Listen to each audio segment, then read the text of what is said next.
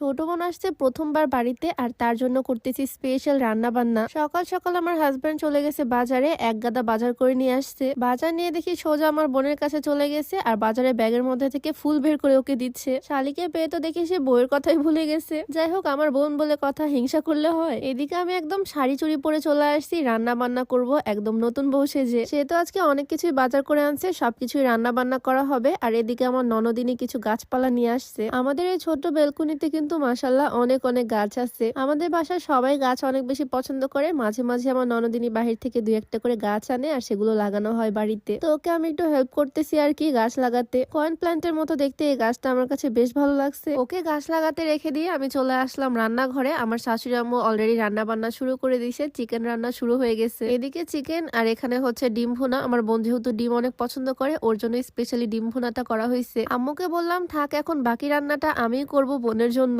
তো আম্মুকে রান্নাঘর থেকে তাড়িয়ে দিয়ে আমি চলে আসছি রান্নাঘর দখল করতে। আর এদিকে রান্না বান্নার প্রসেসিং ও শুরু করে দিয়েছি। গরু মাংস রান্না করতেছি। আগে সব রকমের মশলা দিব, ভালোভাবে মাখিয়ে নিয়ে তারপরে চুলা জ্বালাবো। কষিয়েও রান্না করা যায়, বাট আমার মনে হয় গরু মাংসটা এভাবে রান্না করলে বেশি মজা লাগে খেতে। আমার মা তো বলে যত ভালো করে মশলাটা মাখানো যাবে তত নাকি তরকারি টেস্টি হবে। সুন্দর করে মাংসের সাথে মশলা মাখিয়ে চুলাটা অন করে দিলাম। গরু মাংস রান্না করাটা আসলে অনেক বেশি ইজি। এক চুলায় গরু মাংস হচ্ছে, আরেক চুলায় চিকেনও প্রায় হওয়ার মধ্যে। বোনের জন্য আরো কিছু স্পেশাল রান্না এখনো বাকি। তার আগে তোমাদেরকে একটু বলতে চাই, তোমরা যারা চিকন হতে চাও, ওয়েট লস করতে চাও, তোমরা চাইলে এই এলিট কর্পোরেশনের ডেটক্স ব্ল্যাক কফিটা ট্রাই করতে পারো। এইটা বিএসটিআই কর্তৃক অনুমোদিত আর সম্পূর্ণ প্রাকৃতিক উপাদান দিয়ে তৈরি হয়। এটাতে কোনো রকমের সাইড এফেক্টের ভয় নাই। কিউআর কোড চেক করে দেখতে পারো, এটা একদম অরিজিনাল প্রোডাক্ট। এটা খাওয়ার মাধ্যমে অতিরিক্ত মেদ চর্বি কমিয়ে খুব সহজে স্লিম ফিট হওয়া সম্ভব। আর অরিজিনাল এই ডিটক্স ব্ল্যাক কফিটা তোমরা পেয়ে যাবা Haven of Proven Beauty Facebook page থেকে। তাদের পেজটা আমার ডেসক্রিপশনে মেনশন করে দেওয়া থাকবে। যাই হোক, চিকেন বিফ সবকিছু তো রান্না করেই ফেলছি প্রায়। আর এখন আমি রান্না করব